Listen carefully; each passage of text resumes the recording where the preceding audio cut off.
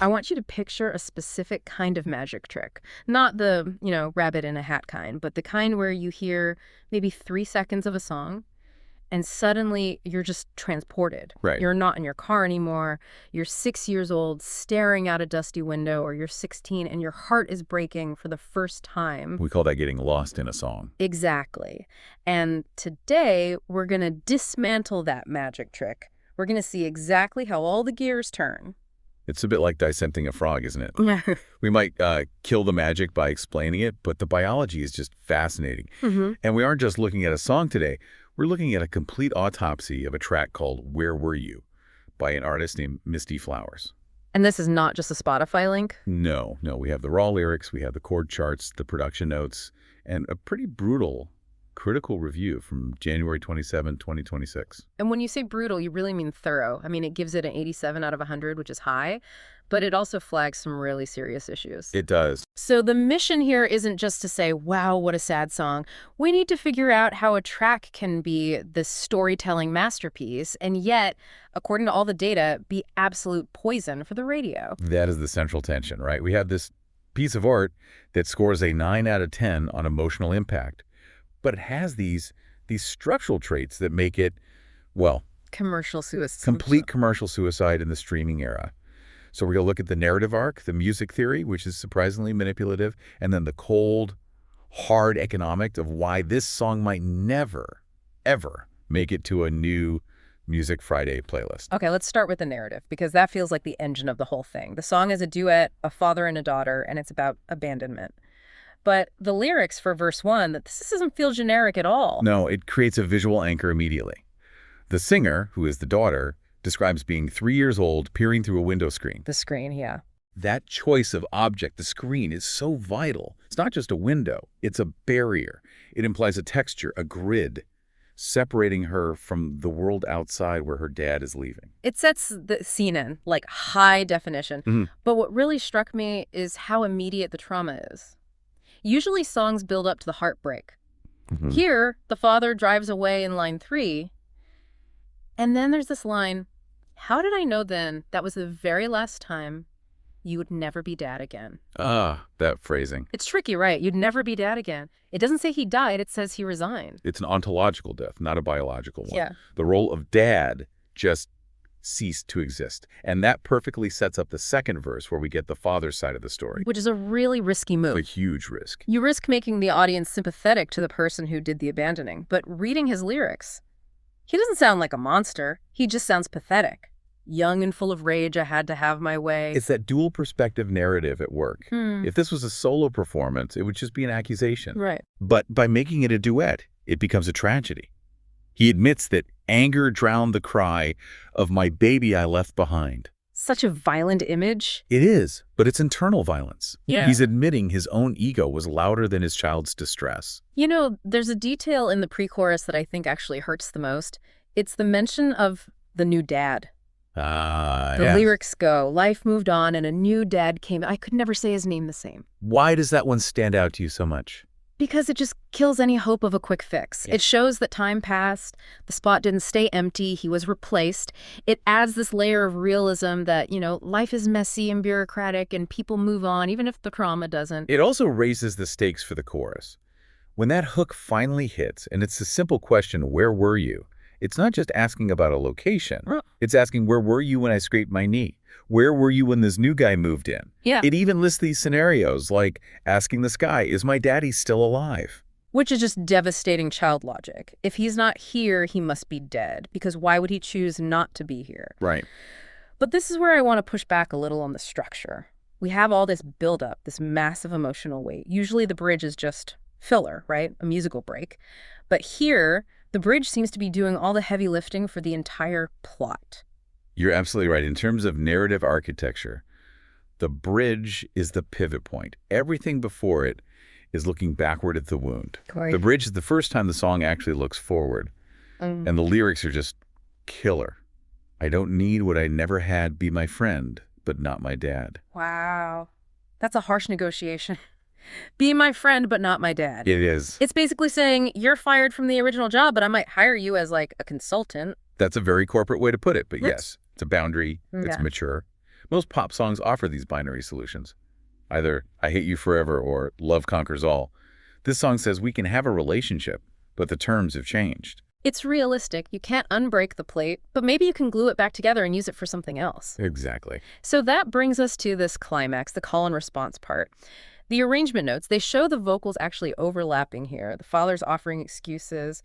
I thought it would be all right. And she just cuts him off with, now I know that was a lie. It's an argument in real time. It replicates the chaotic energy of a real confrontation, and it forces you, the listener, to just sit in that uncomfortable middle. Okay, so let's talk about the invisible strings being pulled here. The music theory, we know the song is in A minor. Right. And we all know minor keys sound sad. That feels a bit 101. Is there something more specific happening under the hood? So minor equals sad is the headline, sure, but the nuance is in the intervals. A minor has this natural tension because it lacks that strong leading tone pull you get in a major key. It feels static, like it's stuck. Okay. But look at the melodic motif in the chart. On the line, when I was only 3, the notes descend. E down to D, down to C. A descending scale. It's gravity. We call that a musical sigh. Think about what your body does when you're sad or defeated. You exhale, your shoulders drop, your pitch lowers. The melody is physically mimicking the biological act of a sigh. It's signaling to your brain, give up. That is deceptively simple. It's literally manipulating your autonomic nervous system. It is. But then look at the end of the chart, the big finale. It says, key shift, resolve to C major. Now, isn't a key change at the end of a ballad a little cheap? It can be super cheesy, absolutely. The old truck driver's gear change where everything just jumps up a step to create fake energy. Right. But this isn't that. C major is the relative major of A minor. They share the exact same DNA, the same notes, but the center of gravity shifts. So it's not a jarring change? Not at all. It's like walking out of a dark room into a lit hallway. The house is the same, but the light is different. By ending on C major, the song provides a sonic resolution that mirrors the lyrical one. If they stayed in A minor, the ending would still feel tragic. The shift to major tells your brain, subliminally, heal. It matches that line, my heart can finally mend. The chords are literally mending. They are. I can appreciate the craft there, but we have to talk about the flaws. The reviewer flagged sibilance in the 4 to 6 kilohertz range on the female vocal. Ah, yes, the ice pick frequency. Explain that, because to a casual listener, they might just hear a voice. What is sibilance actually doing to the experience? Sibilance is that sharp, hissing sound on consonants like S or T. Think of the words in the song, screen, scene, space. If those frequencies aren't compressed with a tool called a de-esser, they physically fatigue your ear. So it's not just a technical foul, it's an emotional barrier. Precisely. If your ear is flinching every time she sings Sky, you're not listening to the story anymore. You're just bracing for impact. It snaps you right out of that trance we talked about. So the reviewer's right to flag it. Oh, absolutely. In a song this sparse, there's nowhere for those little mistakes to hide. Okay, now we have to zoom out. We've got a song that's narratively complex, musically smart, but needs a little EQ work. But here's the elephant in the room. The length. 5 minutes and 40 seconds. In the streaming economy, that is an eternity. The review explicitly calls it a radio problem. It notes that the first chorus doesn't hit until 1 minute and 20 seconds in. A minute 20? I checked the Spotify data on this. The average skip time for a new song is, what, 30 seconds? It's even less for new artists. The modern attention span has been retrained by TikTok and playlists to expect the hook, the dopamine hit, within the first 15 seconds. If you haven't sold the song by then, you're dead. So a minute 20 intro is, statistically speaking, commercial suicide. For radio and for streaming playlists, yes. The algorithm sees a skip as a vote of no confidence. If everyone skips this song before the chorus, the algorithm just buries the track. It effectively ceases to exist. The review suggests a radio edit under 4 minutes. But if you cut 2 minutes out of this story, what are you even losing? You'd probably have to lose the father's verse or the bridge. And you turn a dual perspective tragedy into just another generic breakup song. This is the great debate, isn't it? Art versus content. It is. But the reviewer points out a lifeline, which I think is fascinating. They suggest sync licensing. Right, placing the song in film or TV. Exactly. Think about a show like Grey's Anatomy or Yellowstone. You have a scene where a character is driving away, packing up a house. Does that scene need a 15-second hook? No. It needs mood. It needs a slow burn. A music supervisor for a TV show is not looking for banger.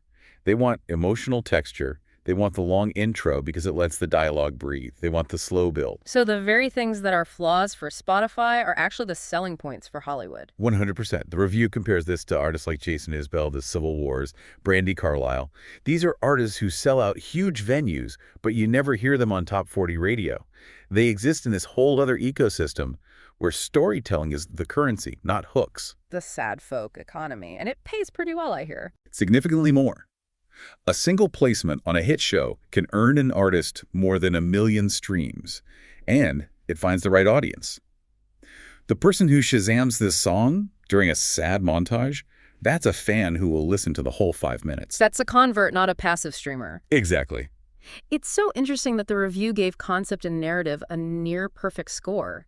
The industry knows this is good art, they just don't know where to put it on the shelf. It's a square peg, and the industry is a round hole machine. But the sync market is the one place where the square pegs fit perfectly. Let's circle back to how the song ends, because I think it ties this whole thing together. We talked about the shift to C major, but the final lyric, feels like my heart can finally mend as we write a different end. And then the last line repeats the title, Where Were You? But the context is completely flipped. In the beginning, where were you is a scream. It's an accusation. Yeah. At the end, after everything, it feels like a closed chapter. It's rhetorical. It is. It's acceptance. And that's the brilliance of the writing. It doesn't offer a time machine to fix the past. It acknowledges a scar. That moment still haunts my mind. But it builds a new structure on top of that foundation. You know, it makes me think about that radio edit dilemma again. If she cuts this song down to 3 minutes, she probably has to cut that slow resolution. She has to rush the healing. And then you lose the catharsis. The whole reason this song scores a 9 out of 10 on emotional impact is because it takes its time to earn it. You have to sit in the A minor tension for 5 minutes to really feel the relief of that C major. If you rush the pain, the healing feels cheap. It feels cheap. That's a powerful takeaway.